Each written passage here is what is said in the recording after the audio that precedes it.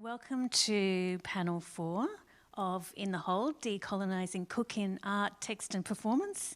And this panel is titled Sovereignty, Performance and the Colonial Archive. And we have 3 wonderful speakers and a great facilitator today, Darren Sewers, Natalie Harkin, whom you've met in the previous panel, and Julie Goff. And in this conversation, we wanted to explore the way that artists and writers creatively engage with the colonial archive and the visual archive, especially through embodied performance and sovereignty. And we wanted to consider what some, including Natalie, term archival poetics as creative practice. So to introduce people individually, and you can probably come down and sit here, we've got Darren Science first.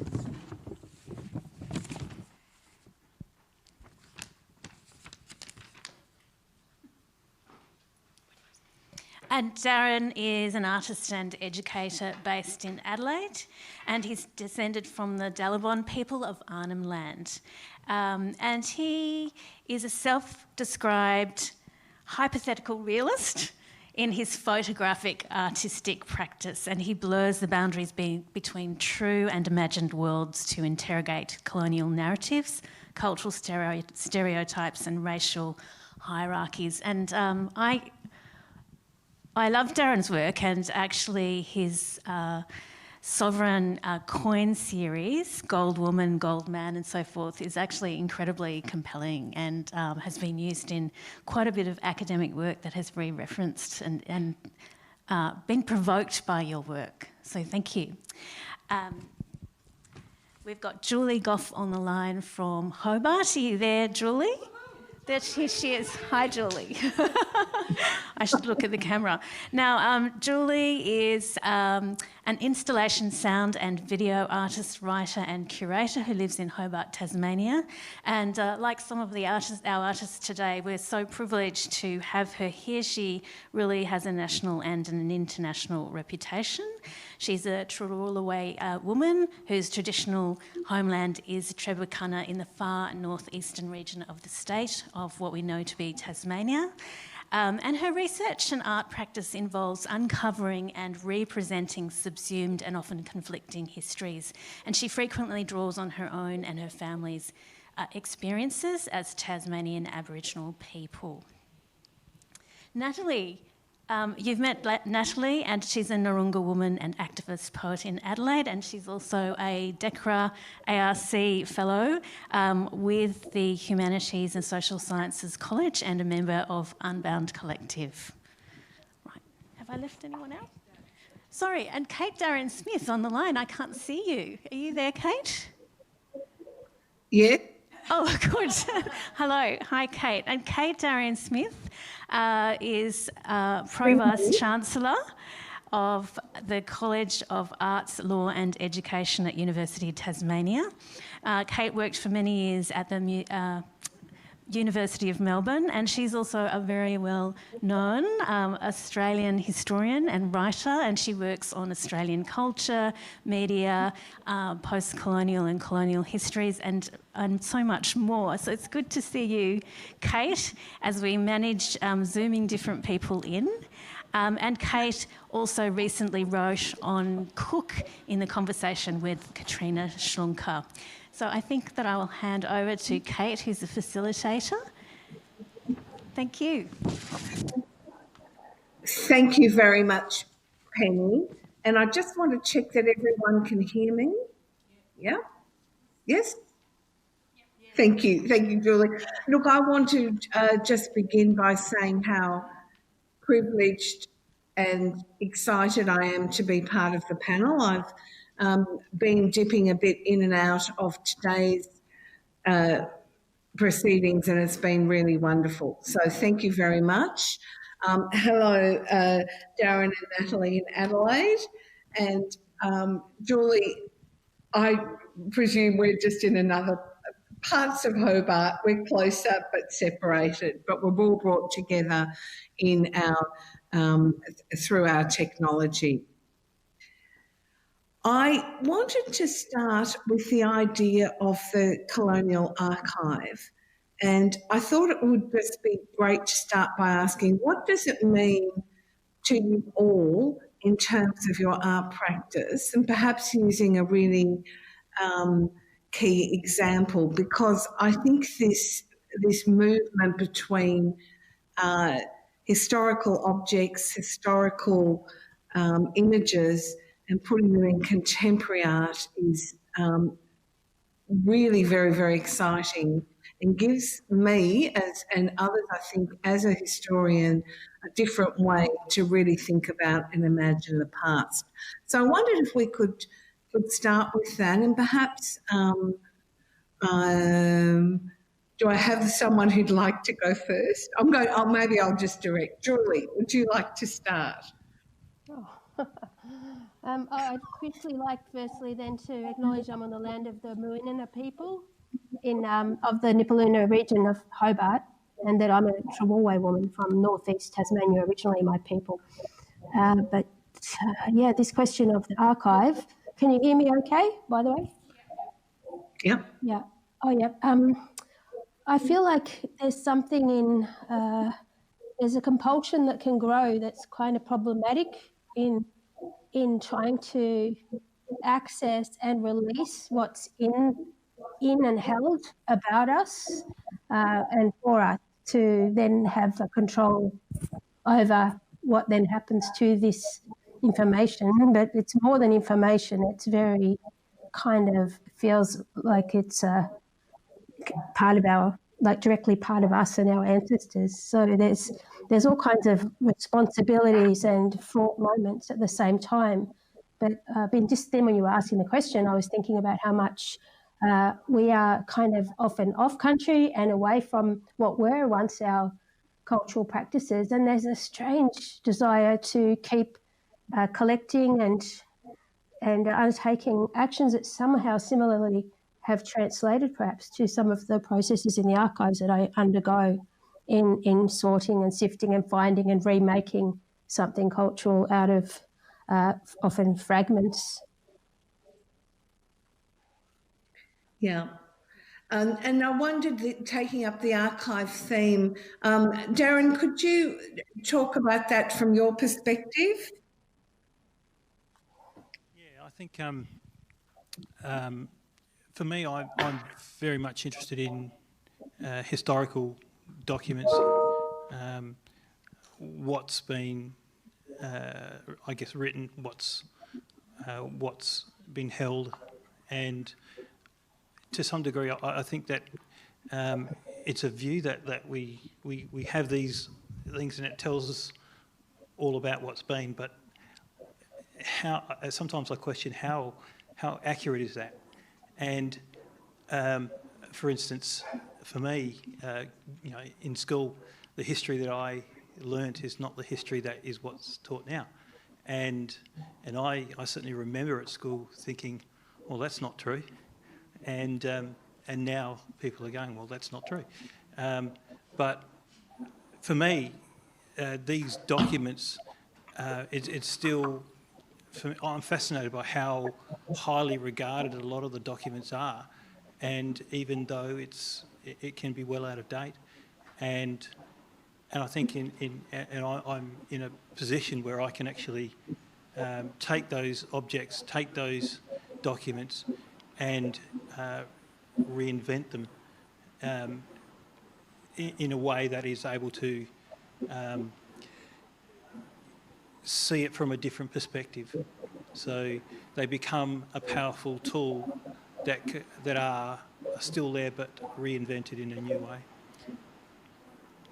Yeah, thank you, Darren. And just, I'm aware that you all have a more detailed presentation, but I've flipped the order of this a little bit because I've been a bit confused, so do forgive me. But I just wondered, Natalie, if you wanted to just say any words at the beginning and then we'll go into the presentation, just about defining the archive and what it means to you.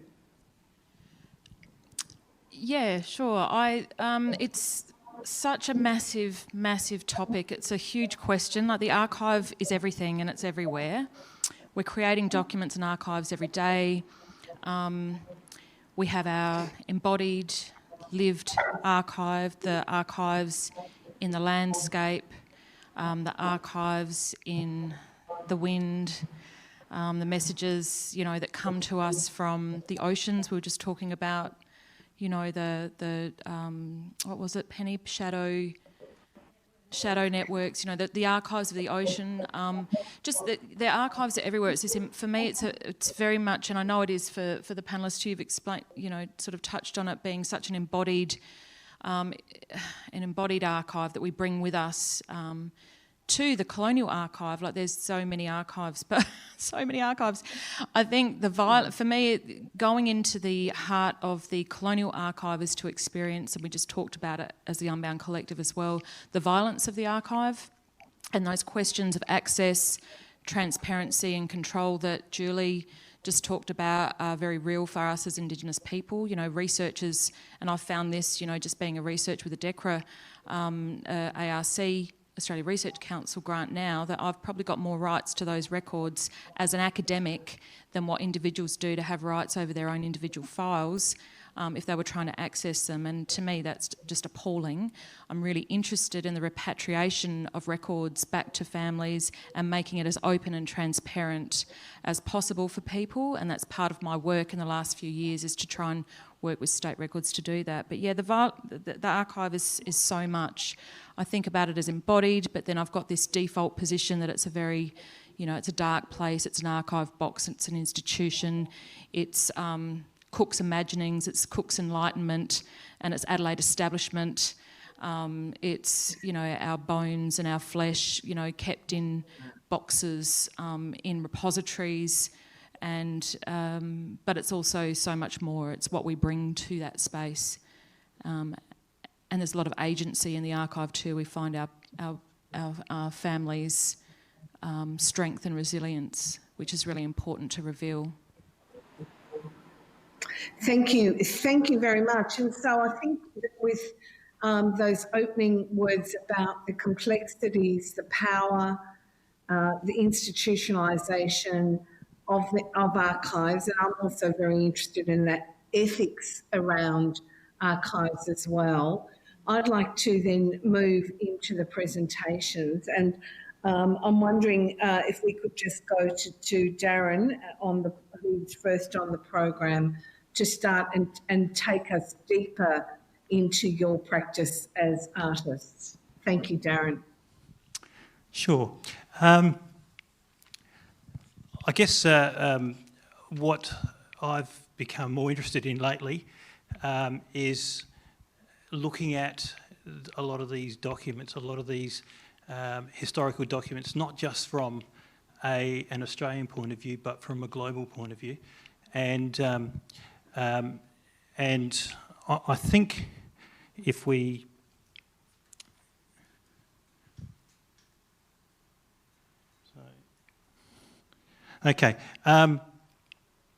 so for me, I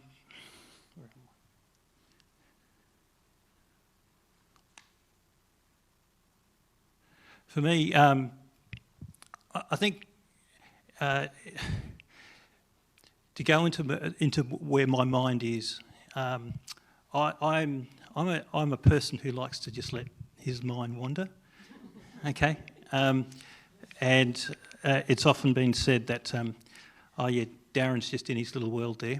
So, but where my mind often wanders are these really interesting thoughts around a lot of things. And I guess if you were to describe my mind and how it works as a character, it'd be kind of like an artistic Walter Mitty, if those of you seen that film Walter Mitty. But if you were to describe my work, it would, where my work resides, it would be somewhere between truth and imagination. But if you were to describe my work, it would be hypothetical realism. And I called it hypothetical realism is because I like to think that the space where my work takes people is, it's almost like it's not fiction, but it's somewhere between truth and somewhere between imagination. So you can really, I hope it makes people think. And if you were, and it's in this direction that I wanted to continue to take my work and blur the boundaries even further of truth and fiction.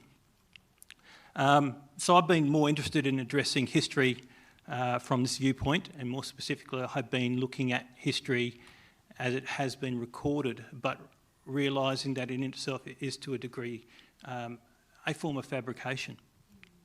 The history I learnt as a kid, as I said before, is different to what I learnt now.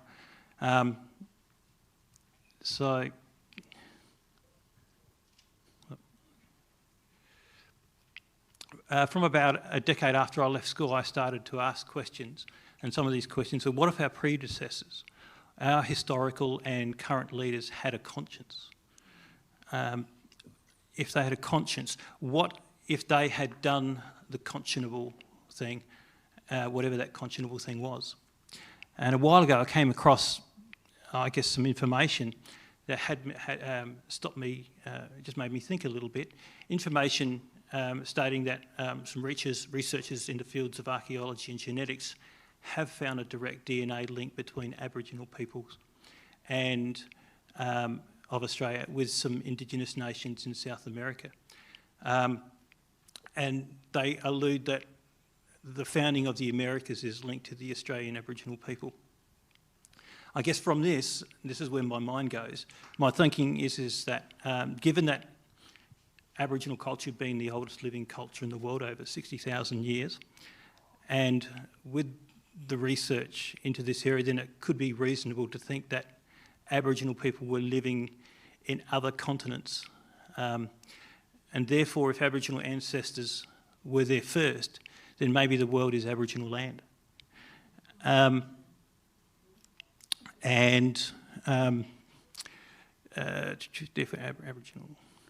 And maybe if we looked further abroad, we'll find the DNA links in Europe and in the United Kingdom.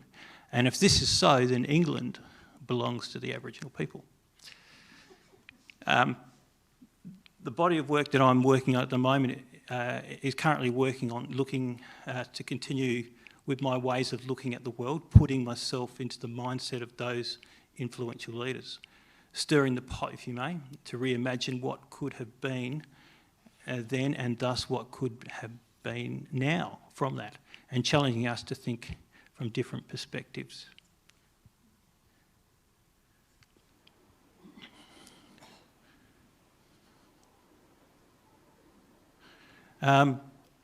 So therefore, one of the particular documents that I've been looking at is the Letters Patent. It's establishing the province of South Australia back in 1836. So the document there on the left is the Letters Patent, 1836, and the document on the right is my reimagination of the Letters Patent. And I want to read it to you because this is kind of where my work and my mind is. William IV, by the grace of God and the United Kingdom of Great Britain and Ireland, King Defender of the Faith, to all whom these presents shall come greetings, whereas by an Act of Parliament passed in the 5th year of our reign entitled an Act to empower His Majesty to return the United Kingdom of Great Britain and Ireland to the traditional Aboriginal nations in the British provinces of Australia, and to provide for the occupation and establishment of traditional law thereof.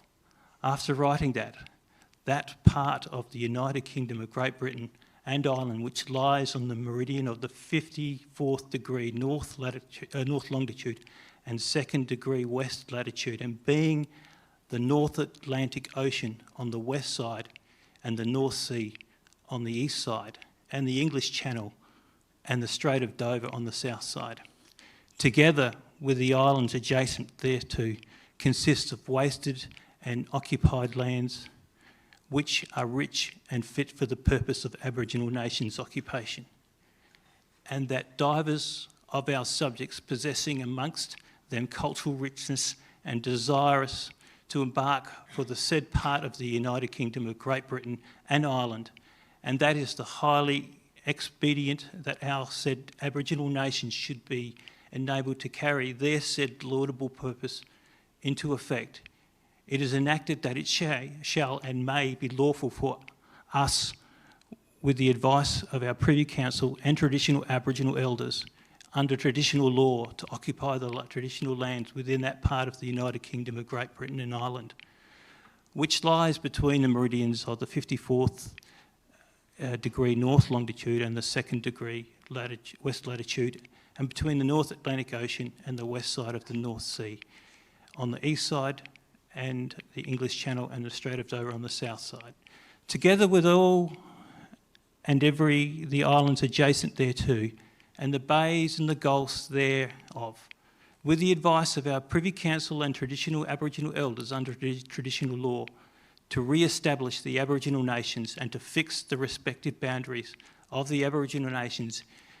Now know ye that with the advice of our Privy Council and traditional Aboriginal elders, under traditional law, in the pursuance and exercise of the powers in us, in that behalf vested by the said recited Act of Parliament, we do hereby re-establish the Aboriginal nations to be called the Aboriginal Nations of Australia, and we do hereby fix the boundaries of the said province in the manner following. That is to say, on the north, the 61st degree and north latitude, and on the 50th degree of the south latitude, longitude. On the west, 11th degree of the west longitude, and the east, the 2nd degree of the east longitude, including therein all and every bay and gulf thereof, together with all the islands adjacent to the said part of the mainland and said lands of the and provided always that nothing into those letters patent contained shall be affected and construed to affect the rights of the Aboriginal people of the said lands to the actual occupation or enjoyment in their own persons or in the persons of their descendants of any lands therein to be occupied and enjoyed by such Aboriginal people. In witness, where we have caused these our letters to be made patent, witness ourselves at Westminster the 26th day of January in the 6th year of our reign, by writ of Privy Seal, Sievers. So that was quite long, but I just thought that if we owned England, then maybe that's what it could be.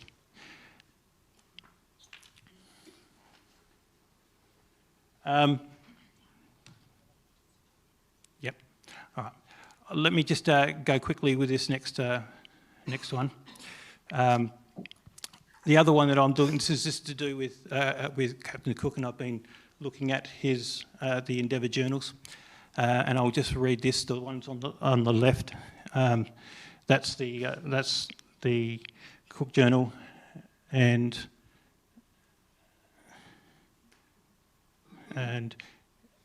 it's sorry, and that's my journal. So. Our first encounter with the inhabitants of this region could have been better. Sunday the 29th. Our first encounter with the inhabitants of this region could have been better. Dr. Solon and Mr. Banks and I have sought to make contact with the inhabitants of the south, on the south shore, in which they seem to live, to whom, in all sense of the word, must be viewed as the true and legal possessors. This certainly would have been their first encounter of persons from the British Empire of Europe, and many of our and the manner of our arrival would have been alarming. It should have been clear to us that our manner of approach would have been seen as surprising and could have been considered an act of aggression. Thus, any act by them ensuing us to retreat should have been seen as reasonable. Yet instead of assessing the situation and taking such actions to avoid intimidating perceptions clearly experienced by the peoples of this region.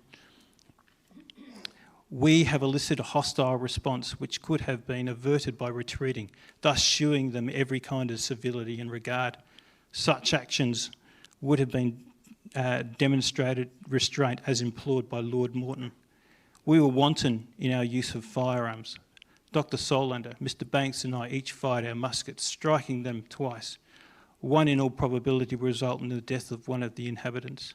Therefore, today, I must acknowledge that my actions, as well as those of Dr. Solander and Mr. Banks, were not only regretful, for which I must take responsibility for, but also not in accordance with the in part wishes of the Admiralty and those full wishes of Lord Morton.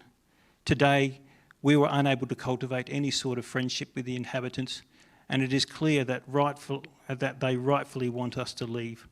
Thus, it would seem a fruitless venture to attempt to take control of situations where seemingly harmonious living among its citizens already abounds.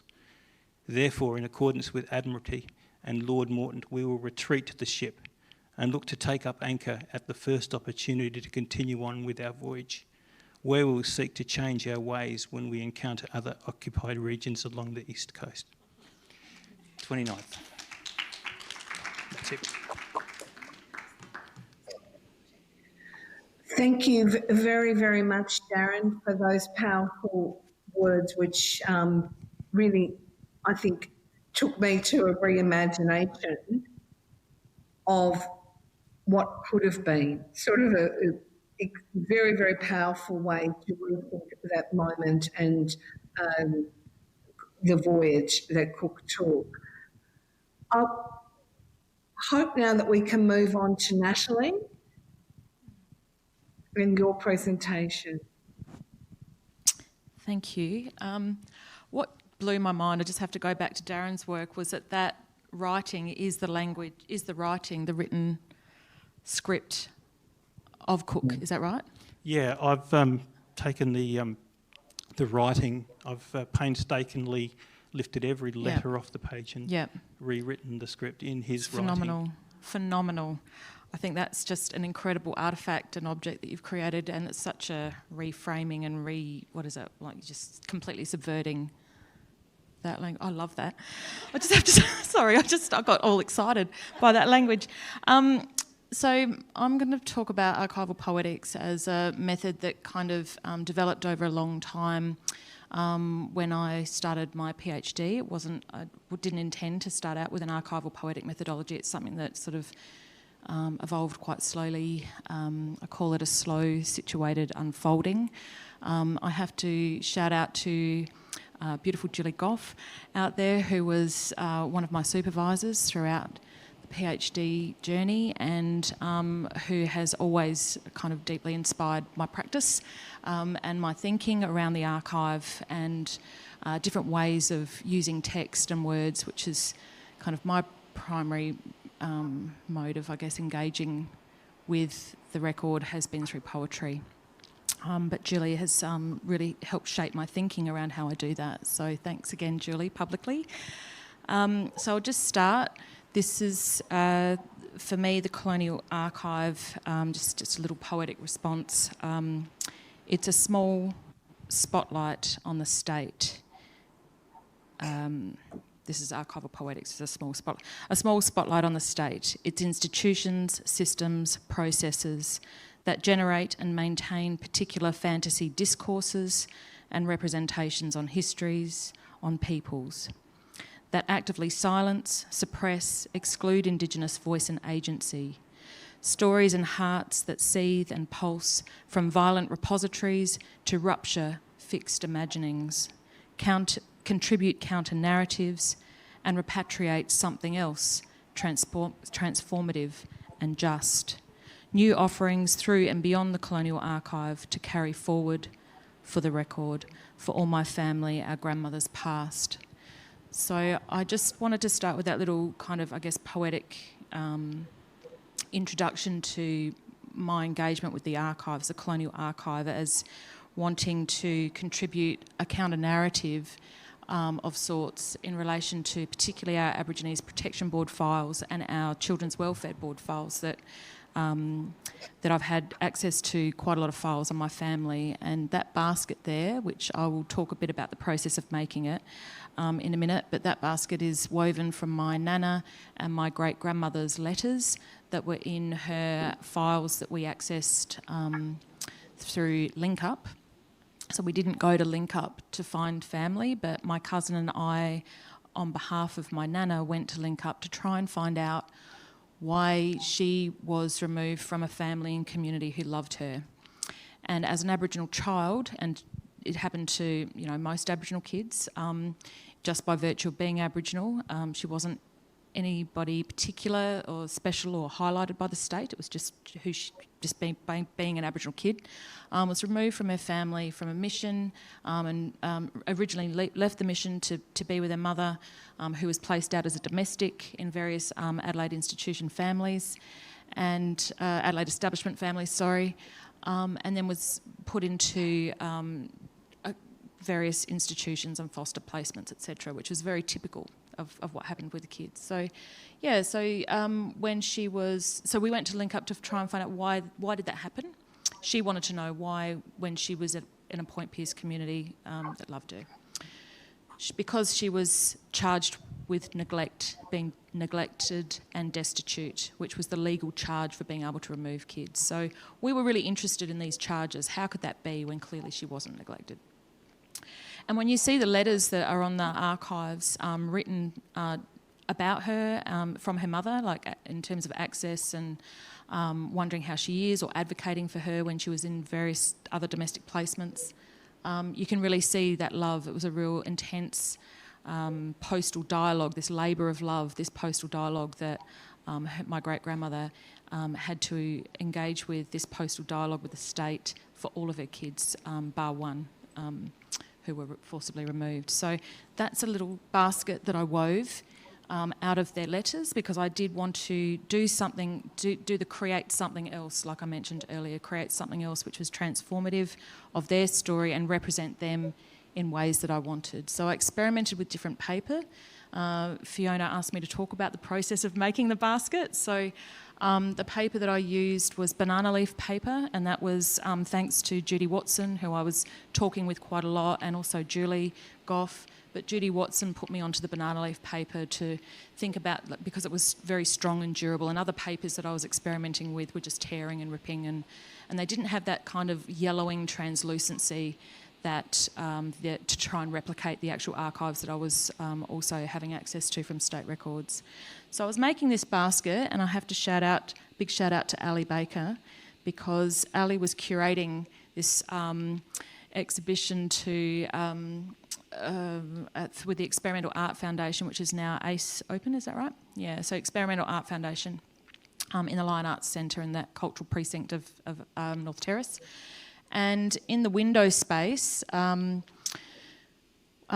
was curating 5, I think, artists, 4 Aboriginal artists and writers, and I wouldn't classify myself as an artist, but certainly a writer. So that poetry in the back is what I was really wanting to get across, the poetry, which was responding to those records that I'd had access to.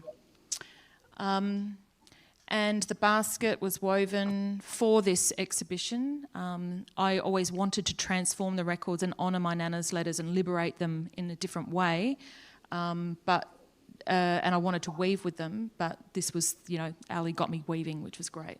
So this was for that. So that's the poetry and the basket there for that exhibition. And then it was kind of, this basket's taken me on a little kind of journey. And this is also looking at, again, this is for my PhD, looking at the domestic service side of my nana's story and records and what the records were telling us about domestic service. And it became clear there's a very large gap in our narrative of labour and women's stories and labour history, just history in general in South Australia.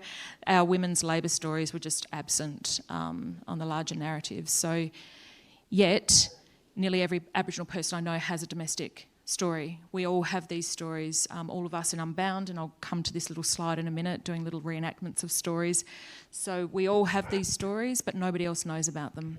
So when I'd talk to non-Aboriginal people about domestic service, they'd go, what are you talking about? And then you'd say, well, you know, go into it a little bit, and they're just so shocked. What are you talking about? And yeah, so it's really important to, you know, get our stories out there in as many ways as we can. And for me, the next stage of my research was looking at domestic service. So that's just some poetry on sheets and some linen and tea towels. And the basket was also then filmed for our, we talked about the Fontanelle exhibition before the first iteration. I'm back to the Sovereign Acts 1. So we filmed this basket as well, and which is online. And as you can see, part of my little installation for that, with the Unbound work, was looking again this spotlight on the state. So attention, record keepers of the state, we have you under surveillance. We have you under surveillance, and that's what it's like to get into the archives. We just made a note here. For me, I think there are many aims of trying to interrogate and access colonial archives. This is everybody's story. It's not just mine.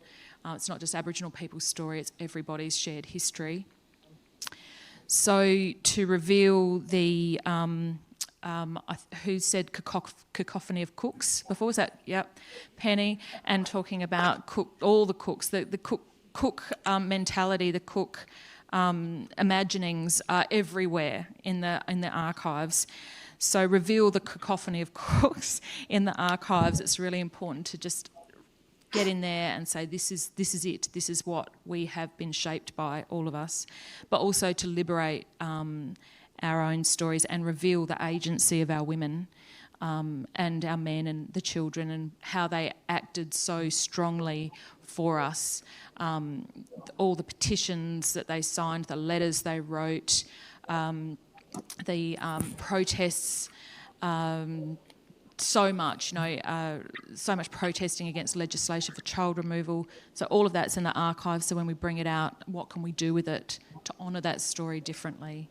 And to bring it out to the fore. And I loved the way Fiona talked about the beauty in her work. I think Julie asked about, you know, how beautiful the films were and what the intent is. And I think we've talked a lot about that with the Unbound Collective as well, as, you know, exactly the same as what Fiona Foley was saying, to draw people in with that gorgeous aesthetic and then, you know, pack that punch, and to really, you know, there has to be that the beauty and the effective dimensions of the work is really what's going to shift people, I think. And like we say, once you see it, once you read it, you can't unsee it, you can't unread it. You're bearing witness, and when you're bearing witness, there's a responsibility to share the load. So that's kind of where I'm coming from. Out of the work then came a little trilogy of chapbooks in a little archive pocket, which was published by Vagabond Press last year. So as a poetic practice, there's a lot of images in there of the exhibitions that I've done with Unbound and with the basket, and just these poetic responses to some of the key Adelaide establishments like Stirling and, you know, and others, and Cleland, who were very instrumental through the museum, South Australian Museum, and through the sitting on really influential boards like the Aborigines Protection Board, and having that influence over what happens to kids and shaping policy that has had incredibly traumatic implications for all Aboriginal people. And then the next stage, there's us, we're wearing our aprons. That's the next kind of iteration of our work. So we all have these domestic stories. We are embodying again our mothers, our grandmothers, our aunties, our great-grandmothers, who were all domestic servants. And we're telling our stories, again, looking at this shadow play. And these are different stories that have come down through our families. So this is Faye, Simone, Ali and I. So this is just a teaser, because we're going to be developing this work further for next year. So these are a series of short films with the shadows of our domestic service stories, and some really influential, trying to tell the stories as well of some really influential, incredible women. So there's Annie Gladys Elphick, who's founded the Council of Aboriginal Women in South Australia in 1964. So that was she was also a domestic with a number of really influential key elders, many who have passed, have really shaped Aboriginal community-controlled services and agencies today that still exist today, and really fought for women's rights and children's rights and rights for all community, really. And there's Aunty Glad and my great-grandmother. My great-grandmother's second in from the left, and Aunty Gladys is 4 in from the right. And all of these women were, I think, domestics.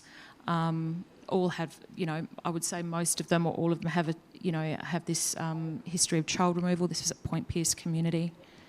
And some of the poetry that includes the archives as well, that's that archival poetic praxis using primary source records. I liked what Darren was saying about this nexus between imagination and truth, and I think all of our imagination's deeply situated. So our situated imaginings come from somewhere which is very grounded and localised and culturally specific. And so the imaginings through the archives, we can do incredible things through that, but also using our blood memory and our oral stories, our oral histories with that. So these little sonnets, which is an intergenerational story of the women in my family using archival material. So 3 sonnets for Charlotte, Edith and Grace. And that's going right back to the very first contact records that we've got from the 1850s. So, 1840s, sorry. There's some other poetry responding to archives, and I think that's probably about it that I've got from me. Thank you.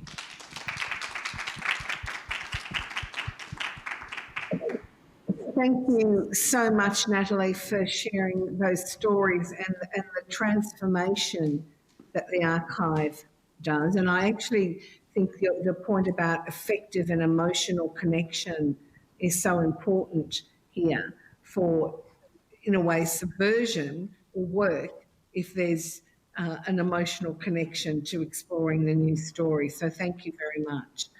Julie, over to you, and I think you've got a presentation.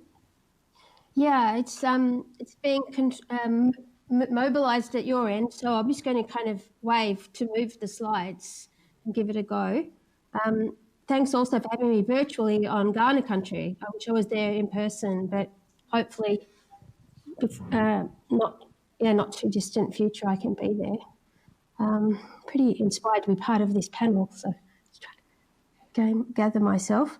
So I'm going to just say a few words to each slide and make my way through some of the works I've made in relation to responding to what is held in collections, including archives, but also my desire to reconnect archives with place and through people. So this first slide, I was thinking about the habitats and those places in the world that are taken in and absorbed and dislocated by the archives. Just move through. And also the information that's selectively recorded and used and kind of sent back out into the world that Darren was describing, and this idea of kind of infecting young people in particular and other generations before us that have been had to absorb through the classroom in their own families this kind of information as apparent fact. The next slide. Just so from the 1950s and moving backwards, I tend to have found myself in the last decade in the 1820s and 30s more than any other decade for some reason. Decades. This is the almanacs that were produced to kind of establish what is the realm of what should be recorded at the time, these almanacs. So 1830, it's careful to have, I can hear myself echoing, it was important to establish how many Aboriginal people were remaining in Van Diemen's Land. So our island, Lutruwita, it's just a purposeful and continued attempt at genocide without calling it such or enabling it to be blamed on the colonial and British governments as being an official policy. But at this point in 1830, as you can see on the right, I think hopefully you can see the text. that is a vastly larger number of people remaining on country than was the case, because within 12 months of that period, 26 people surrendered in the centre of Tasmania. Aboriginal people are the remaining people from 2 tribal groups. So I've been obsessed for a long time in trying to understand what happened to all of our ancestors, and through any means to understand on country through archives. And at the point when I was working with these kind of documents and figures, and what the government was claiming as Aboriginal people still remaining in the so-called settled districts, they were not clearly listing the children. And as Nat has been describing, we have long history of being in domestic service right back to 1804 in Van Diemen's Land. So I'll keep moving through some slides and get to a couple of works that relate to this. At the present time, I'm in the strange situation of being in 3 concurrent exhibitions about Captain Cook, which I find a little bemusing, but I'm happy to be part of the journey together with my fellow First Peoples in particular. So this work is, I think the reason I'm including it is because it's in the exhibition currently at Flinders, but also one of the 3 works that's in Australia at the moment. And I like the fact that it's been included, this work in particular, because it's based on the journal of George Augustus Robinson, the original of which is held in the State Library of New South Wales in the Mitchell Library. Trying to change slides on my computer. Sorry. This is the text from Robinson's journal, which informed that artwork, which is a promise that was made. So it's unkept to my ancestor, in particular, Manala Genna, on my mother's side back in 1831. The artwork itself, the previous slide, shows the if you can go back one slide just quickly, a rendition on the right of the fire stick that Manala Genna was well known for carrying, and it's important in everyday life and use, fire, but it's also this symbolic carrying of the flame. But this flame was all but extinguished when Manala Genna was banished 4 years after a promise was made. That's the next slide, because he believed that he was working in truth with the so-called conciliator of the natives, and placed by the colonial government to encourage and actually persist until all Aboriginal people that could be found were banished to Flinders Island. So this promise kind of resulted in 2 artworks to date.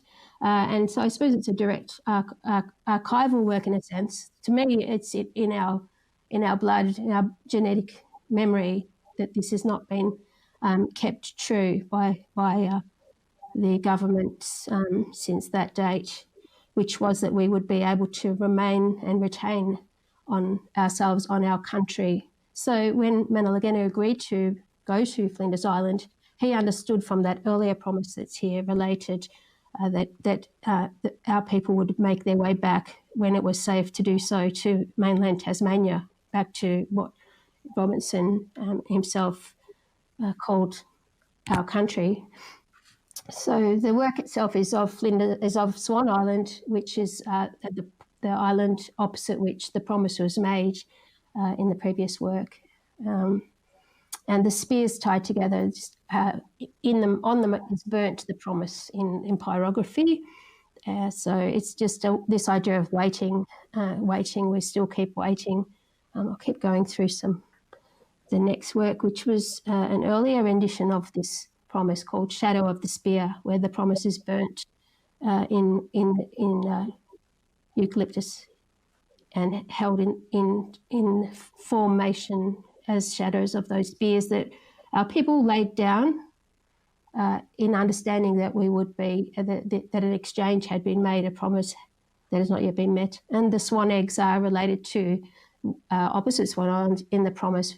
The chief ancestor Manala Genna went and collected and handed those to George Augustus Robinson, which even Robinson himself says this is an extraordinary event. He saw it as a transaction. This is not eggs. It's much more than that happened on that day.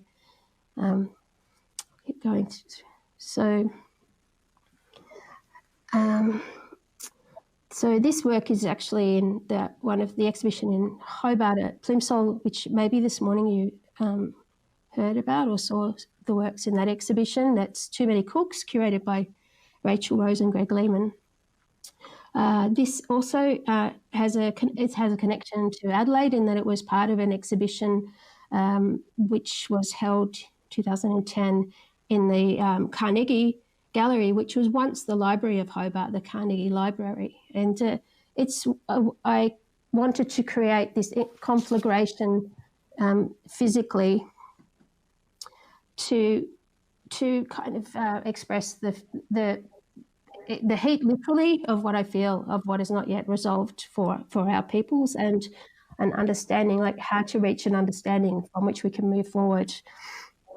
If you could go to the next slide, this is the result of the conflagration. So the event took place on Bruny Island on the Western Shore.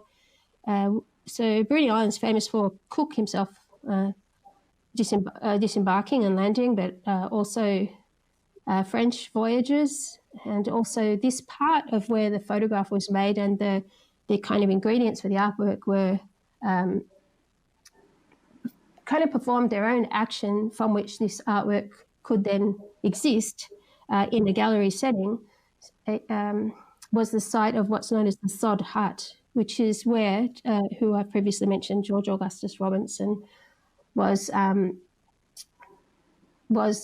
provided land and a sod hut of kind of compressed earth to establish his camp to civilise and Christianise our ancestors, so Tasmanian Aboriginal people. So it's the place, it was another occasion of the story and the event and objects which would carry that story further into a gallery, but beyond, in manner of presentations such as this, to enable different ways of storytelling about our past and ways to kind of think through where to go from there. So this was in Literal, was the exhibition curated by Vivon in 2010. I'll go to the next slide. So the photograph is exhibited in Too Many Cooks, and also this video. So because the furniture from the actual exhibition doesn't exist, but the documentation of how that came to be created does, which is interesting. And I think there's an amount of flexibility needed when you're trying to always work through these problems of history that you're facing and trying to resolve in some sense, or just represent at least. So I'm trying to kind of create this reaction and form something that otherwise is lacking or erased in a story. And I have a preoccupation with, this is a bit of a pun, I suppose, but reoccupation, how to achieve that. This is about reinstating and reconnecting, and it's a form of reclamation. So this video is on YouTube as well. My opportunity was at 2015 to visit the British Museum, and as part of a group project through ANU and the National Museum of Australia. Ultimately, we had a group exhibition, Unsettled, Stories Within, adjacent to the exhibition at the National Museum called Encounters. I'm not sure if you're all aware of that. But this was our opportunity to kind of present very personal stories of how we felt in, or whatever we wanted to come up with as a result of visiting our kept contained cultural objects held in overseas institutions. And this is our kelp water carrier, which has been held in London since 1851, great exhibition. So the film itself was coming back from London, and the very, very powerful experience of releasing it from a box that I had to put it back into and back on a trolley. So this is very devastating, this feeling of not being able to bring objects home, and also all of the people before me and now who won't get the opportunity to spend time with that important object. it's a bucket made of kelp, but it's much more than that. The work itself, the video, became a making of another kelp carrier, but also a filming of where the kelp came from, and joining these together. So this idea of building something positive in a sense, but also bringing forward the questions and the issues with the state of being at present for so much of our kind of the unresolved nature of relationships between colonial powers, which are still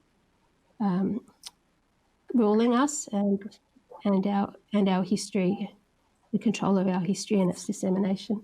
I'm not sure about time. How am I going? I think we have to wrap up. Yeah, because I'm really bad at getting through slides. I've got this habit. So I suppose I'll just say the same thing in this work, which is about it's performative. I'm performative, and sometimes in my work, sometimes not. But in any chance or whatever I'm really trying to achieve is to bring to attention and to kind of provoke the possibility that people beyond myself might be able to achieve something further from what I'm kind of raising so in this artwork, why are these stone tools held in Cambridge, the UK, and undertake an impossible return of photographs? Because I can't bring them back in the real myself, but the future, who knows? Thanks. Thank you so much, Julie, and thank you, Natalie and Darren. This has been an amazing session, and I'm very, well, look, I suppose I could hear the three of you talk on about the works in more detail as you've, in a sense, reoccupied the archives in its many dimensions and retold stories and told some of those stories for the first time. So look, I am disappointed we can't talk a bit more, but I'm also, although I subverted this a bit by asking you about the archives at the beginning, I think that did set the scene for your presentations, and I'll just have to say really my deepest thanks, and I'm sure everyone else would agree with what you shared with us. And thank you very much, and hand it back to Penny at the end.